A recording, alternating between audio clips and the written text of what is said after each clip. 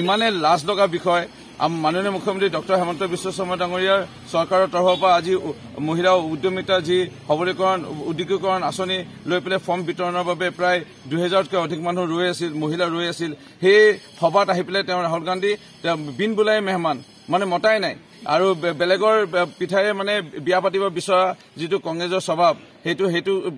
কাৰবাৰ ৰাহুল গান্ধী আকৌ পুনৰ কৰিলে মহাবিদ্যালয় পালো মহিলা বিশ্ববিদ্যালয় পালো এখন বিশ্বনাথ হস্পিটেল পালো কেইখন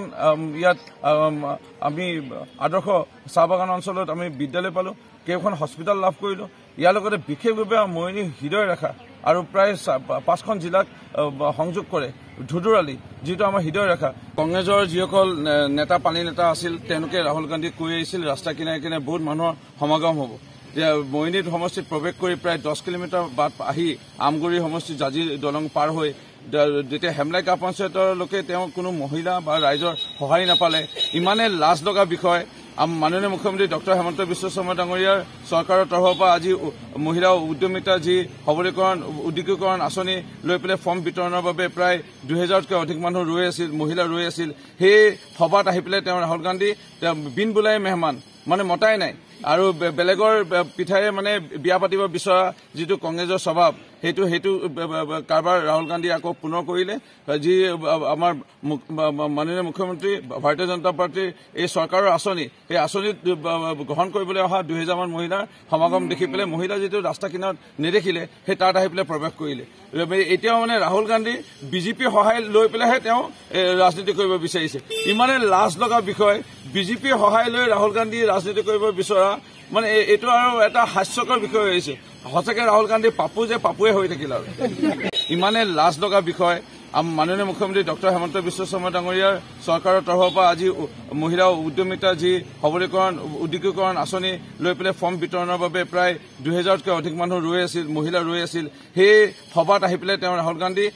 বিন বুলাই মেহমান মানে মতাই নাই আৰু বেলেগৰ পিঠাৰে মানে বিয়া পাতিব বিচৰা যিটো কংগ্ৰেছৰ স্বভাৱ সেইটো কাৰবাৰ ৰাহুল গান্ধী আকৌ পুনৰ কৰিলে মহাবিদ্যালয় পালো মহিলা বিশ্ববিদ্যালয় পালো এখন বিশ্বনাথ হস্পিটেল পালো কেইখন ইয়াত আমি আদৰ্শ চাহ বাগান অঞ্চলত আমি বিদ্যালয় পালো কেইখন হস্পিটেল লাভ কৰিলো ইয়াৰ লগতে বিশেষভাৱে মৰিনী হৃদয় ৰেখা আৰু প্ৰায় 5খন জিলাক সংযোগ কৰে ধুধুৰালি যিটো আমাৰ হৃদয় ৰেখা কংগ্ৰেছৰ যিসকল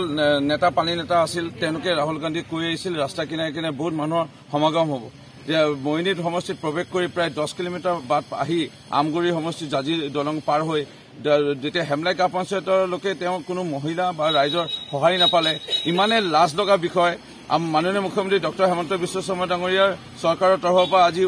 মহিলা উদ্যমিতা যি সবলীকৰণ উদ্যোগীকৰণ আঁচনি লৈ পেলাই ফৰ্ম বিতৰণৰ বাবে প্ৰায় 2000তকৈ অধিক মানুহ ৰৈ আছিল মহিলা ৰৈ আছিল সেই সভাত আহি পেলাই তেওঁ ৰাহুল গান্ধী